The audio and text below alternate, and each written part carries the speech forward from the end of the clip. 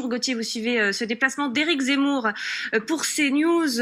Alors un programme qu'on découvre au fur et à mesure, en tout cas nous, puisque pour des raisons de sécurité, le candidat l'a gardé en partie secret. Il y a eu la visite d'un monastère, il y a eu la visite aussi bien sûr de ce monument au génocide de 1915.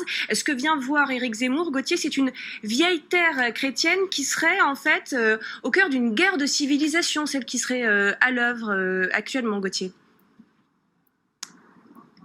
Tout à fait, Florence. Éric Zemmour veut faire résonner ses thèmes de prédilection. Ici, avec ce qu'il se passe en Arménie, il soigne son image, il veut montrer qu'il est crédible, sérieux, loin des polémiques. Il est apparu l'air grave tout au long de cette journée sur les traces de l'histoire arménienne. Éric Zemmour qui est appelé le candidat désormais par ses équipes et non plus par son prénom, des équipes particulièrement pointilleuses aujourd'hui avec la presse pour encadrer l'image de leur candidat. Hors de question pour Éric Zemmour de répondre à la presse sur des lieux de mémoire pour ne pas reproduire l'erreur du Bataclan. Éric Zemmour qui s'est affiché tout au long de cette journée aux côtés de Philippe de Villiers pour montrer qu'il n'est plus seul, que les ralliements ont débuté. On verra s'il y en aura d'autres. Éric Zemmour va répondre à la presse française tout à l'heure devant un hôtel ici à Yerevan aux alentours de 17h. Et puis à noter qu'il n'a pas rencontré d'officiels religieux. C'était prévu un temps au programme. Cette visite pourrait avoir lieu demain.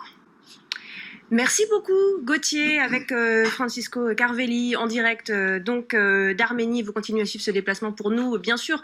Bon, ce qu'on retient de ce que vient nous dire Gauthier, c'est ce désir, outre le fait de faire passer un message civilisationnel de la part d'Éric Zemmour. Je trouve insupportable de parler de guerre de civilisation. C'est Huntington qui a lancé le concept, mais ça n'a pas de sens.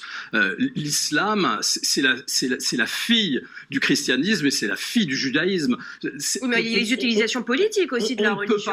On ne peut pas dire que ce sont deux civilisations différentes. Ce sont des civilisations qui sont extrêmement proches. Vous dites qu'il n'y a pas de guerre de civilisation, il n'y a pas de guerre de religion, etc., etc.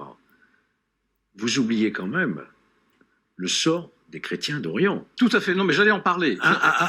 Les chrétiens... Vous n'en avez pas parlé. Non, mais les chrétiens... Là, c'est une réalité. Les chrétiens d'Orient doivent être absolument protégés. Ils sont massacrés, vous le savez. Oui, mais c'est l'islam radical, c'est Daesh qui les a massacrés. D'accord, mais il ne faut pas les oublier. Il ne faut pas les oublier. Je suis tout à fait d'accord. Ce déplacement en Arménie peut avoir un sens. Et puis rappeler que la France est le premier pays en Europe qui a reconnu le génocide arménien.